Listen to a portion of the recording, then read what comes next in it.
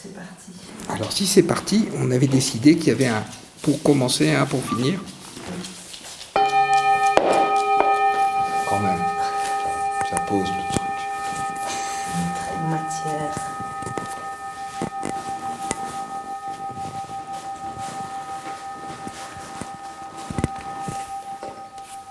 Vas-y.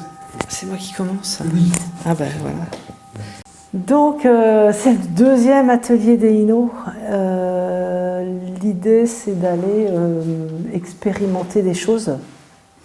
Donc c'est ni de la formation, ni de la thérapie. Et puis il y a des choses qu'on ne peut pas faire avec nos patients. Il y a un côté éthique où l'expérimentation sur les patients n'est pas tout à fait conforme à l'éthique de l'AINO. Donc ça c'est une partie du truc. L'autre partie c'est de créer une dynamique dans laquelle c'est pas nous deux qui portons l'atelier, mais le porter tous ensemble petit à petit. Donc qu'il y ait des choses qui viennent de vous le plus possible. Donc ça va se faire. Voilà. Donc aujourd'hui, n'hésitez pas à proposer des choses. Voilà, c'est que nous on propose des choses, mais peut-être que vous avez plein d'idées auxquelles on est comme tout professionnel, hein, on est un peu des fois enfermé dans notre vision du monde, avec les yeux sur nos indicateurs à nous. Et l'idée de faire dans un atelier, c'est que justement on peut aller ouvrir ça, échanger, avoir d'autres points de vue.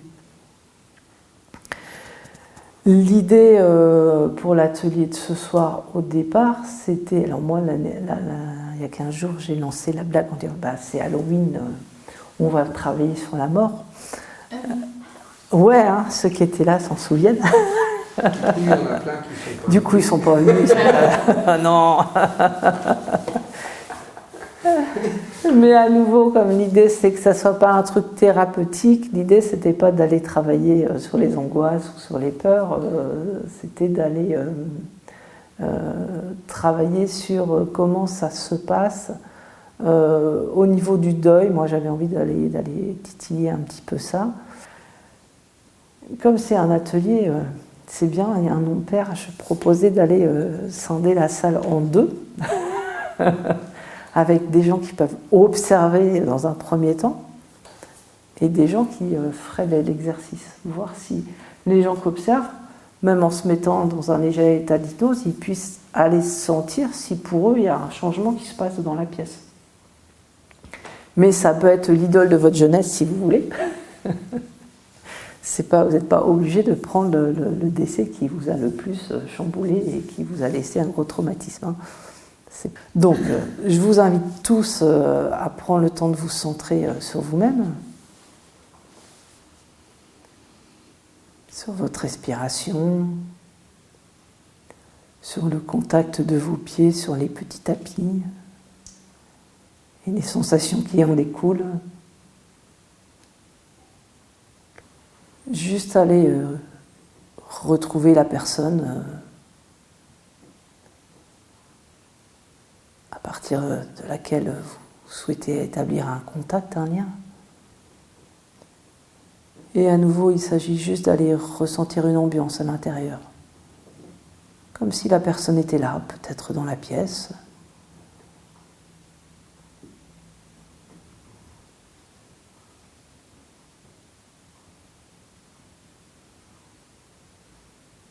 Histoire de faire un peu de place, un peu de vide pour recevoir.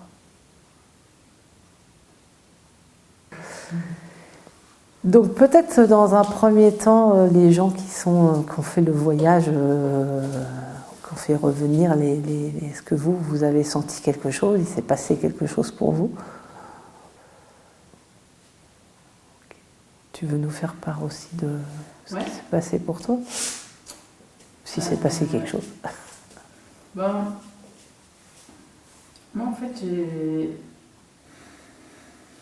j'ai tout de suite le souvenir, ça a amené de la douceur, une tranquillité, comme si, du coup, ça m'a donné l'impression que c'était le bon moment, en fait. C'est-à-dire que tu as proposé qu'on se dise encore des choses et je me suis rendu compte que il n'y avait rien de plus à rajouter que ce qu'il y avait déjà quand on se voyait. Ouais. Et du coup, j'ai pas eu l'impression, c'est comme si, enfin je sais pas, peut-être mon corps il était déjà transformé par l'absence. Comme si quand tu l'as proposé. J'ai été très surpris par le changement d'ambiance. Oui. Parce que j'ai l'habitude, quand on travaille un deuil, quand on travaille l'adaptation à l'absence de quelqu'un, les tensions montent fort. Oui. Donc c'est pas doux. Et ce terme, ce truc de douceur m'a vraiment surpris parce que quand tu as évoqué l'idée de penser à quelqu'un, etc., et je l'ai senti vraiment à droite de ce côté-là de la pièce, c'était très amusant. Il y a vraiment tout un truc de douceur, c'est vraiment ça. Enfin, moi, ce que j'ai ressenti, qui s'est installé dans la pièce, et c'était super cool, quoi. On a tous la même sensation. Mais oui, c'est vachement intéressant, ouais. C'est parce qu'on a respecté la consigne de l'exercice de ne pas aller chercher la mouise. Si bien que ça crée dans la culture celte quelque chose d'extrêmement particulier, qui est qu'il n'y a pas de peur de mourir. La peur de mourir, par exemple en Bretagne, puisque c'est l'une des dernières régions qui a été christianisée, la peur de mourir en Bretagne, elle a été introduite par l'Église. C'est très très intéressant, parce que du coup, au niveau social, comme il n'y a pas de peur de mourir, il n'y a pas non plus de rapport hiérarchique basé sur la peur. Il y a des rapports de responsabilité. C'est-à-dire qu'à bras raccourcis, c'est un chef qui a été élu. Et là, toute cette recherche, elle est venue de ce que dégageaient certains patients. Et il y a des trucs, des fois, j'ai envie de creuser, mais c'est pas le lieu. Ce serait pour mon petit plaisir personnel d'aller voir un peu quand on gratouille par là, ce serait pas du tout dans un cadre thérapeutique. Donc si vous voulez bien, on va se faire une petite expérience et je vais aller gratouiller de petits trucs, 2-3 petits trucs, si ça vous dit d'essayer. Ouais. Voilà. Alors, je vous invite à vous installer confortablement, à fermer les yeux, et on va aller derrière ce mouvement. Ce mouvement de contraction, d'extension, il est présent même quand on regarde des embryons, des fœtus, etc. C'est là depuis le début.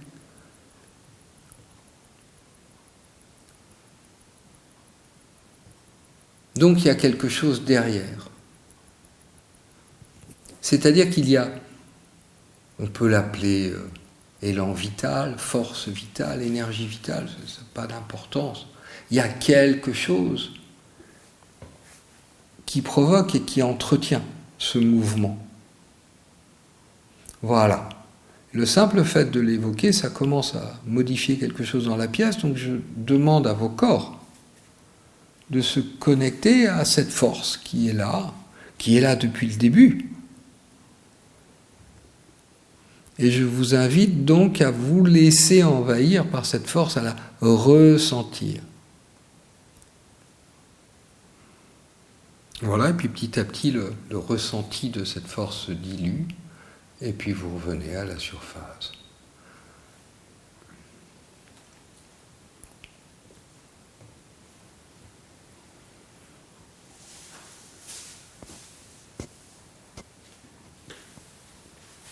Ça va, il n'y a pas d'ampoules qui ont explosé dans la pièce. Vous trouvez ça comment ? Super. Ok. Ok. Bon, bah c'est bien. T'as ressenti quoi, si tu veux bien ? Ouais. Alors, à partir de là, moi, il y a plein de trucs que j'ai envie de creuser. Le management, le productivisme. Il y a un truc, l'idée que j'ai, mais ce sera pour d'autres ateliers, mais c'est... vous voyez, il y a tout un truc à creuser. Enfin, t'as plein d'idées en tous les cas. Ah ouais, c'est un truc... On a hâte. C'est un des... Merci Zazen. Ouais. Mais c'est tout ce truc de... Vous voyez là, et il y a un champ d'exploration qui s'ouvre. Et ça, c'est un des trucs qui est possible à partir de là. Donc voilà, mais je voulais le partager avec vous parce que ça me paraît... Puis on est là pour expérimenter des trucs, quoi. On arrive au bout. Ouais, moi j'avais C'est des... beau, vous avez- Ah ouais, on est synchro normalement. Moi l'idée c'est justement ce qu'il y a des choses sur lesquelles vous avez envie de travailler sur le prochain atelier, ou des idées, ou des... Voilà. Mais s'il y a des choses, voilà, des choses qui vous intéressent, sur lesquelles c'est le moment de ou si vous avez encore des retours à faire sur l'atelier du jour. Moi, j'avais un truc que j'aimerais bien expérimenter, que j'ai déjà expérimenté avec moi. Se trouver baigné dans ce truc d'ambiance, avec un son qui était... Enfin, il y a 3 tonnes de trucs à creuser. Ouais. Donc, Ouais. donc on fera aussi, peut-être pas la prochaine fois. Ouais, mais c'est... Il y a énormément à creuser. Ouais. On s'arrête là? Ouais. On s'arrête là. Alors, un au début, un à la fin. Voilà, bonne soirée. Merci. Si vous n'avez pas laissé vos coordonnées ni effectué le règlement, il est encore temps de le faire. Allez, hop là.